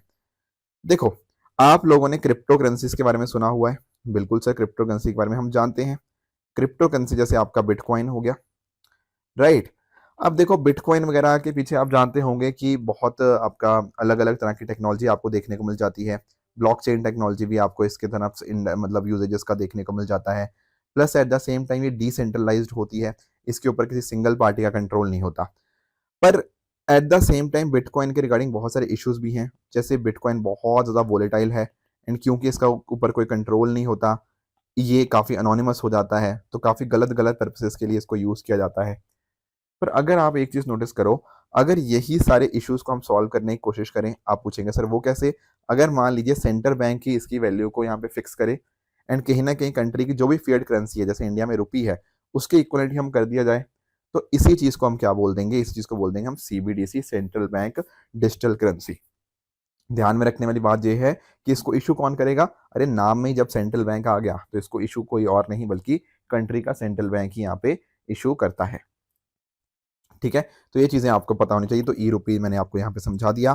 तो फाइनेंस एक्ट 2022 ने अमेंड किया आरबीआई एक्ट को, जिसके माध्यम से आरबीआई एम्पावर हुआ ताकि इसको यहाँ पे इशू कर पाए। इस तरह की फिजिकल एंड डिजिटल करेंसी को यहाँ पे अब इशू किया जा सकता है, तो डेफिनेशन को बदलाव किया गया है। दो तरह की आपको CBDC देखने को मिल जाएगी, एक है रिटेल लेवल के ऊपर जो कहीं ना कहीं आम लोग यूज़ कर सकते हैं, एक है होलसेल लेवल के ऊपर जो कि बड़े बड़े इंस्टीट्यूशन जैसे या फिर सिर्फ फाइनेंशियल इंस्टीट्यूशन या बैंक और NBFC जिसको यहाँ पे यूज़ कर पाएंगे। तो इसके अंदर डिफरेंट डिफरेंट अभी के लिए जैसे ये पायलट प्रोजेक्ट में थोड़ा चल रहा है, बेसिक स्टेजेस पे काफ़ी हद तक हो भी गई हैं, तो धीरे धीरे इसको आगे भी और कैसे इसका अडॉप्शन रेट हम इंक्रीज कर सकते हैं उसके ऊपर ध्यान से फोकस किया जा रहा है। ठीक है, तो इसको डेफिनेटली ये क्या है, एक लीगल टेंडर है। लीगल टेंडर एक ऐसा चीज़ होती है जो कहीं ना कहीं सामने वाला अंडर ऑब्लिगेशन है, उसको पेमेंट एक्सेप्ट उसकी करनी ही पड़ेगी। मान लीजिए अगर आप चाय पीनेंगे तो चाय पीने वाला जिसने आपने चाय पिलाई वो मना नहीं कर सकता उस पर्टिकुलर करेंसी को एक्सेप्ट करने से। इस चीज को बोलते हैं legal tender. The other person is under the obligation to accept it as a payment of his claim. बाकी नोटिस करोगे आप, जैसे आप QR कोड्स वगैरह पे पेमेंट करते हो तो अब वो पेमेंट वगैरह आप CBDC के थ्रू भी यहाँ पे कर सकते हो। ठीक है, तो डिफरेंट डिफरेंट एरियाज को यहाँ पे कवर किया गया है। बाकी यहाँ पे कोशिश यही है कि कैसे आपकी एक्चुअल कैश के सिमिलर ही अच्छे से ट्रस्ट और सेफ्टी उसके रिगार्डिंग हम डेवलप कर पाएँ। अब और बहुत सारी सिटीज़ के अंदर कवरेज करी जा रही है। पहले 4 सिटीज़ थी, मुंबई, दिल्ली, बैंगलोर, भुवनेश्वर। फिर आरबीआई ने 8 बैंक्स को और बनाया है इस पार्टिसिपेट करने के लिए। तो इस तरह से CBDCR is working in a similar manner. CBDCW यानी कि होलसेल, जैसा मैंने बताया कि बड़े बड़े ट्रांजेक्शन हो गया या फिर बैंक्स वगैरह इसको यूज़ करते हैं ताकि कहीं ना कहीं जैसे इंटर बैंक मार्केट एफिशिएंसी को कैसे बढ़ाया जा सके। तो ये कुछ पॉइंटर्स थे जो आज हमें डिस्कस करने थे। आज का कुछ मैंने आपको लास्ट वीक ना कुछ आपको होमवर्क दिया था, उन क्वेश्चंस को भी एक बार हम यहाँ पे डिस्कस करने की कोशिश कर लेते हैं। एक मैंने आपको होमवर्क दिया था विद रिगार्ड्स टू आपका स्टेरिलाइजेशन। देखो, बहुत बार जब मैंने आपको स्टैटिक पोर्शंस पढ़ाए हैं उसके अंदर मैंने आपको स्टेरिलाइजेशन के बारे में बताया भी था। तो दरअसल में ना जब हम बात करते हैं स्टेरिलाइजेशन की, इसका जो लिंकेज है वो आपका लिंकेज बनता है आपके ओपन मार्केट ऑपरेशंस के साथ। ठीक है ना, कोशिश इसमें ये की जाती है कि करेंसी का एप्रिसिएशन हो गया या इन्फ्लेशन हो गया, उसके कहीं ना कहीं अगर जो इश्यूज आते हैं उसको ठीक करने के लिए यहाँ पे स्टेरिलाइजेशन का प्रोसेस यूज किया जाता है, जो कि कहीं ना कहीं OMO के साथ ही लिंक करता है आपकी गवर्नमेंट सिक्योरिटीज के साथ ही। तो पहला ऑप्शन ए यहाँ पे करेक्ट हो जाएगा। एक मैंने आपको और होमवर्क दिया था कि इन सभी में से जब हम बात करते हैं कि कौन कौन से इंस्ट्रूमेंट ऐसे हैं जो कैपिटल मार्केट्स के अंदर इंक्लूडेड होते हैं। तो यहाँ पर आप नोटिस कर पाओगे कि जैसे आप पहले ना ऑप्शन नंबर बी की तरफ देखो, यहाँ पर उसने नाम में ही लिख दिया क्या, money market, call money market. जब साफ साफ उसने क्लियरली मेंशन कर ही दिया है तो कैसे यहाँ पर ये कैपिटल मार्केट का पास हो सकता है? तो सेकंड तो अपने आप ही गलत हो जाएगा। इन अ सिमिलर मैनर जब हम बात करते हैं ट्रेजरी बिल्स की, तो आप जानते हो ये तो शॉर्ट टर्म डेट इंस्ट्रूमेंट्स होते हैं, राइट, एंड इस वजह से किसका पार्ट हो जाते हैं, ये मनी मार्केट का पार्ट हो जाते हैं। तो सेकंड और थर्ड तो पक्का ही गलत है। स्टॉक मार्केट डेफिनेटली इसका रेगुलेटर आप जानते हो सेबी यहाँ पे इसको रेगुलेट करता है। And in a similar manner जो गवर्नमेंट बॉन्ड मार्केट होती है, ये आपके भी तो उसी के अंतर्गत गवर्नमेंट सिक्योरिटीज के अंडर ही यहाँ पे आते हैं, ठीक है ना। तो इस वजह से आपका option number 1 and statement number 4 ये दोनों आपके कैपिटल मार्केट का पार्ट हैं, पर आपके जो बाकी दो थे वो आपके मनी मार्केट का पार्ट है। तो इसका आंसर बनेगा option number B, only 2 is the right answer. Increase in India's direct tax. देखो पहले मैं आपको बिल्कुल बेसिक से समझाता हूँ। एक होता है आपका डायरेक्ट टैक्स, एक होता है आपका इनडायरेक्ट टैक्स। अब इनमें अंतर वैसे तो हमने स्टार्टिंग में पढ़ा हुआ है, बट क्योंकि इकोनॉमी वीकली है यहाँ तो थोड़ा हम डिटेल में ही चर्चा करेंगे। देखो जैसे मान लो आप लोग अपना इनकम टैक्स पे करते हो, बिल्कुल सर हम पे करते हैं। तो एक्चुअली एक चीज आप नोटिस करो, किसकी जेब से पैसा गया, सर मेरी जेब से पैसा गया। और टैक्स भरने की जिम्मेदारी किसकी है, सर वो भी किसकी है, मेरी ही है। तो यानी कि बर्डन किसके ऊपर है, मेरे ऊपर। किसके ऊपर रिस्पॉन्सिबिलिटी है पे करने की, वो भी मेरे ऊपर ही है। तो जब दोनों चीजें यानी कि burden of tax payment and responsibility to pay tax जब दोनों एक ही पर्सन के ऊपर होती है ना, ऐसी चीज को हम बोल देते हैं डायरेक्ट टैक्स। जैसे फॉर एग्जांपल आपका इनकम टैक्स हो गया। सर और कोई एग्जांपल, जैसे फॉर एग्जांपल कॉर्पोरेशन टैक्स होता है। अब कंपनीज भी तो क्या फेल करती हैं, कॉर्पोरेशन टैक्स पे करती है, नहीं करती, बिल्कुल करती हैं। अब ये जो इनकी ऑर्गेनाइजेशंस की इनकम है, ये जिम्मेदारी किसकी है और बर्डन किसकी है, दोनों ही एंटिटी की है, बिल्कुल सही बात है। तो कॉर्पोरेशन टैक्स भी क्या बन जाता है, डायरेक्ट टैक्स। अब डायरेक्ट टैक्स समझ गए होंगे तो अकॉर्डिंगली इनडायरेक्ट भी समझ आ गया होगा। इनडायरेक्ट में क्या होता है ना, जो बर्डन होता है टैक्स का वर्सेस रिस्पॉन्सिबिलिटी जो टैक्स पे करने की होती है, वो अलग अलग एंटिटीज पे होती है। सर वो कैसे, जैसे फॉर एग्जाम्पल आप कुछ भी खरीदने जाते हो, जैसे मान लो आप रेस्टोरेंट में खाना खाने जाते हो। अब रेस्टोरेंट में आप खाना खाने गए तो आपने वहां पे जीएसटी भरा होगा। वो जीएसटी किसकी जेब से गया, आप बोलोगे सर मेरी जेब से। आपने देखा होगा ना बिल, तो बिल के अंदर जो जीएसटी होता है वो कौन पे करता है, सर वो आप ही पे करते हो, हम ही पे करते हैं, बिल्कुल सही बात है। पर वो जिम्मेदारी किसकी है सरकार के पास जमा कराने की, सर वो है शॉपकीपर की। आपने तो रेस्टोरेंट वाले को दे दिया ना, फिर उस रेस्टोरेंट वाले की जिम्मेदारी है कि वो जीएसटी पे करे। तो यहां पर आप नोटिस कर रहे हो कि बर्डन वर्सेस रिस्पॉन्सिबिलिटी ये दो अलग अलग लोगों के ऊपर हो चुकी है, इसलिए इन चीजों को बोलते हैं हम इनडायरेक्ट टैक्स। जैसे फॉर एग्जांपल मैंने आपको बता ही दिया जीएसटी के बारे में। तो अभी जो हम डिस्कस कर रहे हैं ना यहाँ पे, वो ये है कि हमारे जो भारत के डायरेक्ट टैक्सेस हैं उनके अंदर हमें एक उछाल देखने को मिला है। तो अगर हम बात करें 2023-24 के फिस्कल ईयर की, यानी कि जो अभी मतलब 1 अप्रैल 2023 से लेकर 31 मार्च 2024 ये वाला जो टाइम पीरियड था ना, इसमें अगर आप नोटिस करोगे डायरेक्ट टैक्स कलेक्शन लगभग 19,58,000 ट्रिलियन, मतलब 19,58,000 करोड़, ऐसा भी आप कह सकते हो, या फिर 19.58 ट्रिलियन, इतना हमारे पास देखने को मिला है, जो कि 17.7% इंक्रीज है पिछले साल के मुकाबले। समझ गए इस बात को? तो ये पॉइंट आपको थोड़ा सा एक आइडिया होना चाहिए, कभी भी आगे मेंस के अंदर कोड करना हो तो वहां पर कोड किया जा सकता है। बाकी जो डायरेक्ट और इनडायरेक्ट का फर्क था मैंने आपको समझाया। यहाँ पर कुछ आप और भी एग्जाम्पल देख सकते हो, जैसे पिछले कुछ दिनों के अंदर इनहेरिटेंस टैक्स की बड़ी चर्चा हो रही है कि अगर मान लो एक पर्सन की डेथ हो जाती है, अब पर्सन की डेथ होने की वजह से उसके बच्चों के अंदर जमीन जाएगी या फिर जो भी उसका सामान होगा वो सब अपने बच्चों में जाएगा। ये क्या है, इसको बोलते हैं हम इनहेरिटेंस टैक्स। अब सरकार अगर इस इनहेरिटेंस की वजह से कुछ टैक्स ले ले, उसको इनहेरिटेंस टैक्स बोलेंगे। ये भी क्या है, ये भी एक क्या है, ये भी डायरेक्ट टैक्स है। सिमिलरली कॉर्पोरेट टैक्स हो गया, प्रॉपर्टी टैक्स हो गया, capital gains tax, wealth tax, income tax, ये सारे क्या है, these are all the types of direct taxes. ठीक है ना, जो बेसिकली डायरेक्टली लगते हैं उनको हम बोल देते हैं direct taxes as compare to indirect taxes. ठीक है, हम दोनों का डिफरेंस तो ऑलरेडी समझ ही चुके हैं।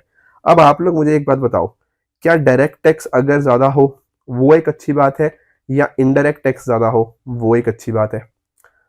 Answer is very simple. देखो डायरेक्ट टैक्स ना जनरली क्या होते हैं, आपके प्रोग्रेसिव होते हैं।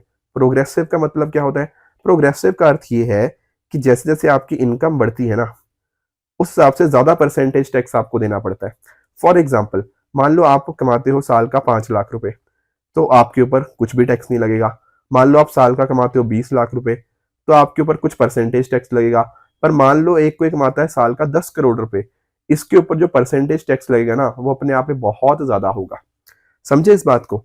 तो जब डायरेक्ट टैक्स से पैसा आता है, कहीं ना कहीं वो ये शो करता है कि अमीरों से ज्यादा टैक्स कलेक्ट किया जा रहा है, एंड जो लोग कम कमा रहे हैं उनसे कम टैक्स या जीरो टैक्स लिया जा रहा है। तो जब डायरेक्ट टैक्स ज्यादा होता है, which is a progressive tax, इससे कहीं ना कहीं जो इनइक्वालिटी होती है, राइट, वो हम कम कर सकते हैं। सही बात है।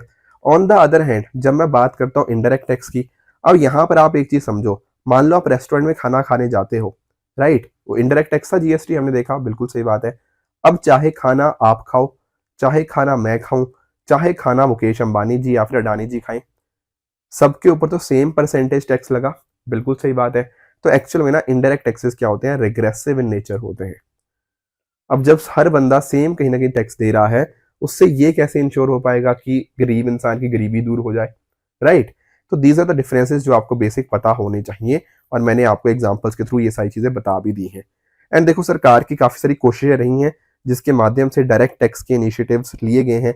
For example, faceless E assessment scheme. देखो, अगर आपको करप्शन के आप पढ़ते होंगे GS4 के अंदर, आप नोटिस करोगे कि मान लो अगर मुझे पता है, मैं हूँ एक टैक्स ऑफिशियल और इधर हो दूसरी साइड आप, और यहाँ पर ना अगर मुझे आपके बारे में सारी चीज़ें पता है, कहीं ना कहीं शायद मैं आपको हरास करने की कोशिश करूंगा। मैं आपको बोलूंगा आपने टैक्स पे कम किया है, या फिर कुछ ऐसा गलती से मान लो कुछ ऐसा कुछ चीज़ हो जाती है, तो इस केस में ना मैं आपके साथ पैसे हथियाने की आपसे कोशिश करूंगा, राइट? हो सकता है ऐसा। पर फेसलेस ई असेसमेंट स्कीम के माध्यम से क्या होगा, आपकी आइडेंटिटी कहीं ना कहीं पता नहीं होगी, तो बहुत ही ट्रांसपेरेंट और अफेक्टिव मैनर के अंदर ये सारी चीजें हो पाएंगी। फेसलेस अपील्स का भी प्रावधान है, तो करप्शन हो गया, ये सारी चीजें कहीं ना कहीं कम हो पाएंगी, जिससे क्योंकि रिमूव्स डायरेक्ट इंटरेक्शन कम हो पाएगा, एंड टेक्नोलॉजी के माध्यम से आप ट्रांसपेरेंसी को ज्यादा इंप्रूव कर पाओगे। साथ ही साथ इसके अलावा अगर आप नोटिस करो, तो यूनिक DIN यानी कि यूनिक डॉक्यूमेंट आइडेंटिफिकेशन नंबर भी दिया जाता है हर कम्युनिकेशन को, जो भी टैक्स मैटर्स की है। तो कभी भी आपको ट्रैक करना हो, वेरीफाई करना हो, वो इस नंबर के माध्यम से, जो कि अपने आप में यूनिक नंबर है, उसके माध्यम से आप बड़े आराम से कर सकते हो। इसके अलावा कई बार इंटरनेशनल ट्रांजेक्शन्स करनी होती हैं, बिल्कुल ठीक बात है। तो इंटरनेशनल ट्रांजेक्शन्स किस एग्री प्राइस पे होंगी, ये पहले ही हम अग्री कर लें, इनको बोलते हैं एडवांस प्राइसिंग एग्रीमेंट। तो ये भी अपने आप में बहुत ज़्यादा हेल्प करते हैं। एंड उसके अलावा अगर मैं बात करूं, दैट इज विवाद से विश्वास एक्ट। अब यहाँ पर पता क्या होता है, कई बार ना कुछ डिस्प्यूट्स बहुत बहुत लंबे टाइम तक पेंडिंग होते हैं, तो उन पेंडिंग डिस्प्यूट्स को हम सेटल करने की कोशिश करें। मान लो आपको बोला गया यार छोड़ो यार, आपके ऊपर पेनल्टी चलो हटा दी जाती है या फिर उसको कम कर दिया है, पर आप पे कर दो। क्योंकि आप नोटिस करोगे ना, जब इस तरह से कोर्ट कचहरी के चक्कर लगाए जाते हैं, तो सरकार का भी नुकसान है, आपका भी नुकसान है। पर अगर हम टैक्स पेयर्स के ऊपर थोड़ा सा भरोसा और दिखाएं, उसके माध्यम से जितने भी मुद्दे हैं, जितने भी कहीं ना कहीं इश्यूज चल रहे थे, उनको हम टाइम रिजॉल्व पाए, इसके लिए विवाद से विश्वास एक्ट था, जो कि डायरेक्ट टैक्सेस के मुद्दों को सॉल्व करवाने की यहाँ पे कोशिश करता था। तो इन सभी चीज़ों की मदद से डायरेक्ट टैक्स कलेक्शन भारत में बढ़ा है। एंड जैसा मैं आपको इनडायरेक्ट टैक्स में भी बता रहा था, वो भी चीज़ें आपको यहाँ पे पता होनी चाहिए, जो कि GST ने काफ़ी हद तक टैक्सेस को अपने अंदर सबस्यूम कर लिया है, right? This was the point for पहला topic, increase in India's direct tax. देखो, कुछ बच्चे कई बार मेरे से पूछते हैं कि सर इस पर्टिकुलर लेक्चर की हमें PDF नहीं मिलती। देखो, पिछले लेक्चर में भी बच्चों ने यूट्यूब में लिखा हुआ था। देखो, मैंने उस लेक्चर में बताया था, इसकी PDF आपको मेरे जो टेलीग्राम चैनल है, ऋषभ शर्मा सर PW, यहाँ पर अगर आप जाएंगे, आपको PDF सारी की सारी यहाँ पे मिल जाएंगी, ठीक है? तो यहाँ से आप इसकी PDF को एक्सेस कर सकते हो। नेक्स्ट चलते हैं हमारे अगले टॉपिक की तरफ, दैट इज PM स्वनिधि। अब स्वनिधि क्या है? देखो, स्वनिधि की फुल फॉर्म समझो। S से स्टार्ट होता है, स्ट्रीट वेंडर आत्मनिर्भर निधि। अब मुद्दा क्या हुआ सर ये? देखो, करंट अफेयर्स पे तो आएंगे, करंट मुद्दा क्या है, पर वैसे आप समझो, जब आप जानते हो COVID-19 पैंडेमिक आया, तो उसके आने की वजह से हमारे जो स्ट्रीट वेंडर्स थे ना, उनकी लाइफ के ऊपर बहुत इंपैक्ट आया। अब आप पूछेंगे सर स्ट्रीट वेंडर्स मतलब? अरे, स्ट्रीट वेंडर हर कोई हो सकता है। जैसे आप गलियों में, या फिर आप बस स्टेशन पे, रेलवे फाटक के ऊपर, या इस तरह जगह में देखते हो ना, कोई अखबार बेच रहा है, कोई पकौड़े बना रहा है, कोई और कुछ चीजें सेल कर रहा है, कई बार कोई नाई वगैरह का काम कर रहा होता है बाहर बैठ के, राइट, कोई कॉबलर हो सकता है, मोची वगैरह, ये मतलब कोई भी इस तरह से, मतलब वो सारे क्या होते हैं आपके स्ट्रीट वेंडर होते हैं, कोई खाना वाना मतलब होता है, अलग अलग समोसे वगैरह बेच रहा होता है, राइट, ये आपके आ जाते हैं स्ट्रीट वेंडर्स। बिल्कुल ठीक बात है। अब जब आया कोविड-19 पेंडेमिक, तो भैया इनका जो अपना रोजगार का साधन था, जो भी ये कर रहे थे, उसके अंदर बहुत मेजर इम्पैक्ट आया। बिल्कुल, इनके पास खाने की कमी थी, plus at the same time आप नोटिस करोगे ना, एक बार इनका काम धंधा ठप हो गया ना, उसके बाद उस काम धंधे को वापस से रीस्टार्ट करना अपने आप एक बहुत बड़ा चैलेंज था। तो सरकार ने बोला कि नहीं, ऐसे नहीं काम बनेगा। इन इसलिए स्कीम लगाएगी स्ट्रीट वेंडर आत्मनिर्भर निधि, जिसमें मदद करेगी कि इनको एक फॉर्मल क्रेडिट दिया जा पाए, ताकि अपने बिजनेस को, अपने लाइवलीहुड को वो वापस से खड़ा कर पाए, वापस से उसको इंप्रूव कर पाए। तो यहाँ पर ना हमारी ministry of housing and urban affairs के द्वारा ये स्कीम रन करेगी, ताकि स्ट्रीट वेंडर्स की हम यहाँ पे मदद कर पाए। तो 2020 में हमारा जो आत्मनिर्भर अभियान था, उसके अंतर्गत ही इसको यहाँ पे अनाउंस किया गया था। ठीक है, तो अभी क्या न्यूज में आया है? अभी न्यूज ये आया है कि जो आरटीआई क्वेरी थी, उसके माध्यम से पता लगा है कि 31 मार्च तक लगभग 60% फंड को यूटिलाइज कर लिया गया है। अब यहाँ पर देखो, ministry of housing and urban affairs तो है ही है जो ये सारी स्कीम जिसने लॉन्च करी है, पर यहाँ पर इसको इम्प्लीमेंट करने के अंदर अगर आप नोटिस करोगे, जो सिडबी है, small industries development bank of India, वो plus at the same time हमारी जो अर्बन लोकल बॉडीज हैं, वो यहाँ पर कोशिश करती है ताकि स्कीम की पहुंच आगे तक और बढ़ाई जा पाए। अब कुछ और पॉइंटर्स स्कीम के रिगार्डिंग, पहली चीज तो ये कि एक सेंट्रल सेक्टर स्कीम है, यानी कि जितना भी पैसा होगा यहाँ पे, वो सारा का सारा पैसा कहाँ से आएगा? आपकी सेंट्रल गवर्नमेंट से। Plus at the same time ये स्कीम क्या है? This is a collateral free, यानी कि आपको कुछ भी गिरवी नहीं रखना, इसके लिए आपको बस ये 10,000 रुपये मिल जाएंगे। ध्यान में रखना, यहाँ पर ना 10,000 मैंने बोल तो दिया, पर डिफरेंट डिफरेंट ट्रांचेस के अंदर है। जैसे पहला आपको मिलेगा 10,000 रुपया, ठीक है, अगर आप उस 10,000 को रीपे कर देते हो, तो उसके बाद आप एलिजिबल हो जाते हो 20,000 का लोन लेने के लिए। अगर आप वो भी पे कर देते हो, तो आप एलिजिबल हो जाते हो 50,000 रुपये का लोन लेने के लिए। तो इस तरह से ध्यान रखना, ये लोन है, पर ये इसके लिए आपको कोई भी कोलैटरल नहीं देना। मैक्सिमम कितना हो सकता है? 50,000 रुपये, जो कि इंक्रीमेंटल ट्रांचेस के अंदर आपको देखने को मिलता है। अब देखो, अब तो 4 साल हो गया नियरली इस स्कीम को आए हुए, तो हम नोटिस करें तो पिछले 4 साल के अंदर बहुत सारे अर्बन वेंडर्स को इसने कैटर किया है, जहां पर आप नोटिस करोगे कि 75% से ज्यादा लोन्स जो है ना, वो नॉन जनरल कैटेगरी के लोगों को यहाँ पे मिला है। Plus at the same time, अगर मान लो आपने लोन की जो सारा था उसको रीपे कर दिया समय से पहले, तो उस केस में आपको कोई पेनल्टी नहीं होगी। नॉर्मली पता क्या होता है, आप मान लो आपकी कोई तय सीमा होती है कि मान लो इस तारीख को आपने इतना पे करना है, इतना इतना, ऐसे करते करते आप अपना लोन रीपे करते हो। पर कई बार मान लो आपके पास अचानक से पैसे आ गए और आप चाहो रीपे करने का, तो उस केस में आपके ऊपर पेनल्टी लगती है। बट यहाँ पर पीएम स्वनिधि के अंतर्गत अगर आप शेड्यूल टाइम से पहले पैसा रीपे करते हो, अपना डेट क्लियर करते हो, उस केस में आपके ऊपर कोई पेनल्टी नहीं लगाई जाती। साथ में अगर आप नोटिस करो, अगर आप रेगुलरली लोन को रीपे करते रहते हो, तो आपको 7% की इंटरेस्ट सब्सिडी भी मिल जाएगी। मान लो आपका लोन था 10% का, तो अगर आप टाइमली बेसिस पे रीपे करते हो ना, तो 7% की सब्सिडी आपको दे दी जाएगी, तो बस 3% का ही आपको देना पड़ेगा। तो इस तरह से ये 7% सब्सिडी आप ध्यान में रखेंगे। बाकी डेफिनेटली जितने भी हमारे स्ट्रीट वेंडर्स हैं अलग अलग एक्ट्स के माध्यम से, उन सबको यहाँ पे कवर किया गया है। नेक्स्ट आते हैं हमारे अगले टॉपिक की तरफ, that is strengthening of Indian rupee. देखो, एक्चुअल में ना क्या हुआ कि पिछले कुछ टाइम से काफी सारे आर्टिकल्स आ रहे थे कि भारत का जो रुपया है वो काफी नीचे जा रहा है। एक्चुअल में ना मैं आपको थोड़ा समझाता हूँ, हमारा भारत का रुपया नीचे जरूर गया है, पर उतना नीचे नहीं गया। मैं आपको थोड़ा सा ना कंपेरिजन करने की कोशिश करता हूँ। मान लो आप बोलते हो कि सर आज $1.60 है, कल को $1 = 80 हो गया, ठीक है। अब जब ऐसी सिचुएशन होती है, इसको बोलते हैं हम रुपए का नीचे गिरना, या फिर इसको हम बोल सकते हैं रुपया डेप्रिशिएट हो गया है। बिल्कुल ठीक बात है। अगर इसका उल्टा प्रोसेस होता है, उसको बोलते हैं हमारा रुपया स्ट्रॉन्ग हो गया है, हमारा रुपया मजबूत हो गया है, जिसको बोलते हैं रुपये का एप्रिसिएशन होना। बिल्कुल सर, ये बातें तो हमें पता है। अब पर एक चीज आप नोटिस कर पा रहे हो, चाहे इस केस को देखो या इस केस को देखो, आप एक बार नोटिस करोगे कि सर हमने ना रुपए का कंपैरिजन सिर्फ और सिर्फ डॉलर के साथ किया है कि नहीं, एंड उस हिसाब से हमने बोल दिया कि रुपया कमजोर हो रहा है या रुपया मजबूत हो रहा है। पर क्या ये एक सही कंपैरिजन है जब सिर्फ $1 को या सिर्फ डॉलर को देख के आपने ये बोल दिया? नहीं।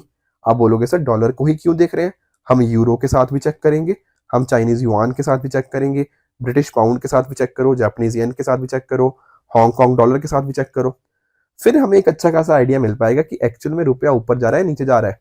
ऐसा भी तो हो सकता है यार कि डॉलर मजबूत होता जा रहा हो, हमने कुछ किया ही नहीं पर डॉलर मजबूत होता गया और हमें लगा कि रुपया कमजोर हो रहा है, जबकि जब हमने इनके साथ कंपैरिजन किया तब हमें एक अच्छा खासा आइडिया लगा कि नहीं यार ये तो रुपया बल्कि उल्टा जा रहा था। हो सकता है ना ऐसा? तो बिल्कुल इसी चीज के लिए ना हम नीर और रीर का इस्तेमाल करते हैं। किस चीज का सर? नीर और रीर का। एक्चुअली पहले आप समझो नीर का मतलब क्या होता है। देखो नीर जो है ना, it stands for nominal effective exchange rate. ठीक है सर, पर इसका अर्थ क्या हुआ? इसका अर्थ वही हुआ जो मैंने आपको समझाया। देखो नीर आपका 6 करेंसीज के लिए भी निकाल सकते हो, 40 के लिए भी। अब मैं 6 का आपको एग्जांपल दूंगा। जैसे यहाँ पर आप 6 करेंसीज देख रहे हो, US dollar, euro, Chinese yuan, British pound, Japanese yen, Hong Kong dollar. तो ये सारे के सारी करेंसीज मैं यहाँ पे लिख लेता हूँ, ठीक है ना। यूएस डॉलर, यूरो, इस तरह से 6 करेंसीज मैंने यहाँ पे लिख ली। फिर एट द सेम टाइम मैंने ये नोटिस किया कि इनका रुपए के साथ क्या संबंध है। जैसे $1 इक्वल टू 80 होता है, 80 रुपीज, तो 1 रुपी क्या हो गया? 1/80 डॉलर्स। तो वो वैल्यूज मैं यहाँ पे लिख दूंगा। Plus at the same time मैं ये नोटिस करूंगा कि हर चीज की कितनी इंपॉर्टेंस है, कितनी वैल्यू है। क्या मतलब? देखो जैसे मैंने यहाँ पे डॉलर लिखा, यूरो लिखा, चाइनीज युआन लिखा, अब ऐसा थोड़ी है ये सारी की सारी 6 करेंसीज की सेम वैल्यू है। नहीं, हम किसी पर्टिकुलर करेंसी के अंदर ज्यादा ट्रेड करते हैं, किसी के अंदर कम करते हैं। तो जिसकी ज्यादा इंपॉर्टेंस, मान लो डॉलर की ज्यादा इंपॉर्टेंस है तो हमने इसको 40% दे दिया, यूरो की मान लो अगर कम है तो इसको 10 दिया, ऐसे करते करते 100 में हमने इसको डिवाइड कर दिया। अब ये जो वैल्यूज बनी हमारे पास कि इनकी ट्रेड की इंपॉर्टेंस के हिसाब से एंड रुपए के साथ इनका क्या कॉम्बिनेशन है, जब हम इनको मल्टीप्लाई करेंगे और इनको सम करेंगे ना, तब हमारी रुपए की वैल्यू आएगी in terms of other currencies. आप पूछेंगे सर अदर करेंसीज मतलब? ये 6 करेंसीज कॉन्टेक्स्ट के अंदर। अब कल को ये रुपए की वैल्यू इन करेंसी के साथ चेंज होती है ना, तब हमें पता लग पाएगा कि रुपया ऊपर गिरा या रुपया नीचे गिरा। तो समझ पाए हो नीर के अंदर बेसिकली हो क्या रहा है ना, आप रुपए को सिर्फ डॉलर के साथ कंपेयर नहीं कर रहे, आप रुपए को अगर 6 करेंसी के साथ करना चाह रहे हो तो 6 के साथ, अगर 40 के साथ करना चाह रहे हो तो 40 के साथ, इस तरह से आप उसको देख रहे हो, उसका रिलेशनशिप समझने की कोशिश कर रहे हो। समझ पाए इस चीज को? तो ये होता है आपका नॉमिनल इफेक्टिव एक्सचेंज रेट। ध्यान रखने वाली बात ये है, नीर के अंदर ना इन्फ्लेशन को एडजस्ट नहीं किया जाता, पर जब आप नीर के अंदर इन्फ्लेशन को एडजस्ट कर देते हो तो वो क्या बन जाता है? रीर बन जाता है, यानी कि रियल इफेक्टिव एक्सचेंज रेट। समझे इस बात को? ठीक है सर, ये बात भी अच्छे से समझ आ गई कि नीर क्या है और रीर क्या है। अब एक चीज और समझो, जब मैंने आपको बोला था कि $1 इक्वल टू 80 से मान लो हम $1 इक्वल टू 100 हो रहे हैं मान लो, तो यहां पर क्या हुआ? रुपया डेप्रिशिएट हुआ, right. On the other hand ये था 100 से 80 की तरफ जाना, रुपए का एप्रिसिएशन। अब आप जानते होंगे कि जब रुपया डेप्रिशिएट होता है इसका मतलब पता क्या होता है? हमारे एक्सपोर्ट्स क्या हो रहे हैं?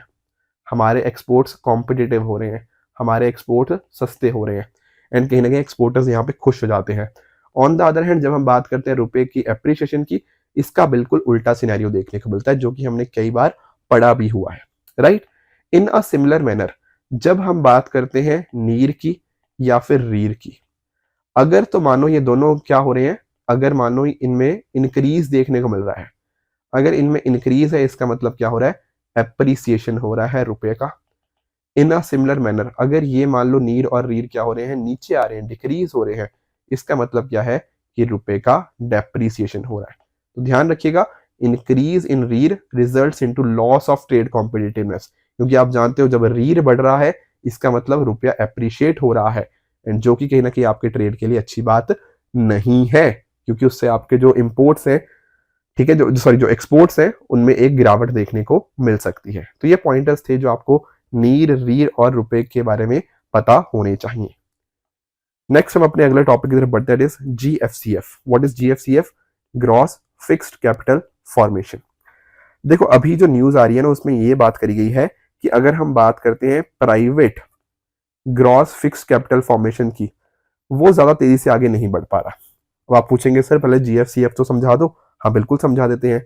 देखो आप लोग फिक्स्ड कैपिटल जानते हो, अब फिक्स्ड कैपिटल कह लो या फिक्स्ड एसेट्स कह लो, उनकी बात कर लो। एसेट्स तो सर हमें पता है, एसेट्स इज समथिंग जो हमारा है, something that we own is known as asset, ठीक है।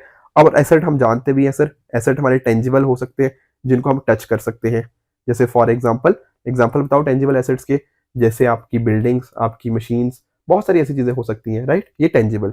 उसके अलावा आपके इंटेंजिबल एसेट्स भी हो सकते हैं, जैसे आपने किसी चीज के पेटेंट, कॉपीराइट वगैरह करा रखा है, राइट।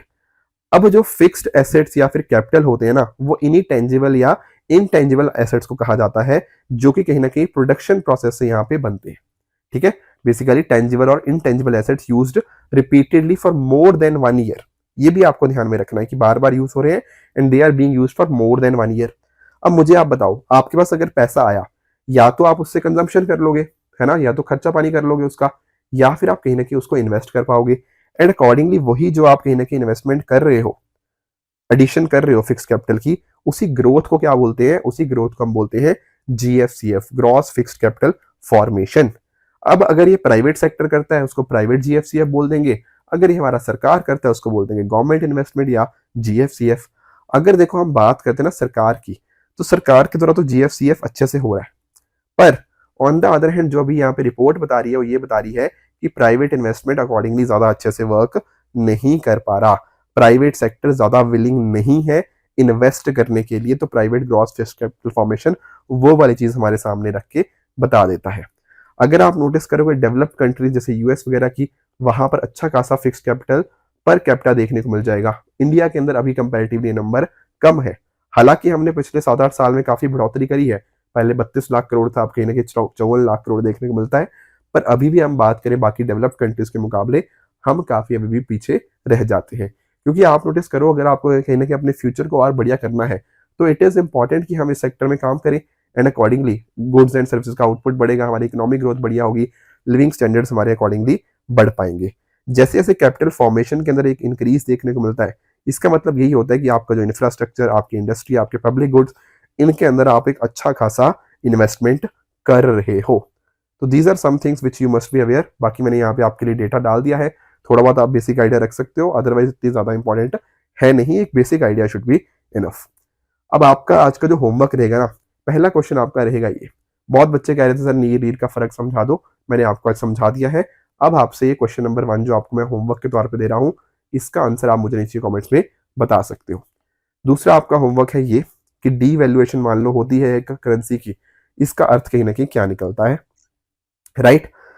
इसके अलावा मैंने पिछले हफ्ते जो आपको होमवर्क दिया था उसका आंसर मैं डिस्कस कर लेता हूँ। यहाँ पर कहा गया है कि स्मॉल फाइनेंस बैंक जो एसएफबी को सेटअप किया जाता है, उसका पीछे का पर्पस क्या है। देखो, इसके पहले दोनों तो स्टेटमेंट करेक्ट है कि आपके स्मॉल बिजनेस यूनिट, आपके स्मॉल एंड मार्जिनल फार्मर, इनको यहाँ पे क्रेडिट मिलेगा, पर ये तीसरा स्टेटमेंट यहाँ पे गलत हो जाएगा। इसका आंसर है option number A, 1 and 2 only. इसके साथ में ना मैंने आपको होमवर्क दिया था सीपीआई और डब्ल्यूपीआई का, और मैंने वैसे समझा भी दिया था कि जब हम बात करते हैं ना कंज्यूमर प्राइस इंडेक्स की, इसके अंदर आपकी गुड्स भी आती हैं और आपकी सर्विसेज भी आती हैं, पर होलसेल प्राइस इंडेक्स के अंदर सिर्फ और सिर्फ आपकी गुड्स आती है। तो सेकंड वाली स्टेटमेंट तो ठीक है। पहला कह रहा है कि जो फूड की वेटेज है वो सीपीआई में ज्यादा है as compare to WPI, yes that is correct, right. पर तीसरा स्टेटमेंट देखो कि आरबीआई ने कह रहा है कि डब्ल्यूपीआई को अडॉप्ट कर रखा है इन्फ्लेशन का मेजर, नहीं, ये आपके सीपीआई को अडॉप्ट कर रखा है। जो आप बात करते हैं ना कि 4 ± 2% हमें इन्फ्लेशन को मेंटेन करना है, वो यहाँ पे सीपीआई के कॉन्टेक्स्ट में है। यहाँ पर भी आंसर आपका सही बनेगा option number A, 1 and 2 only.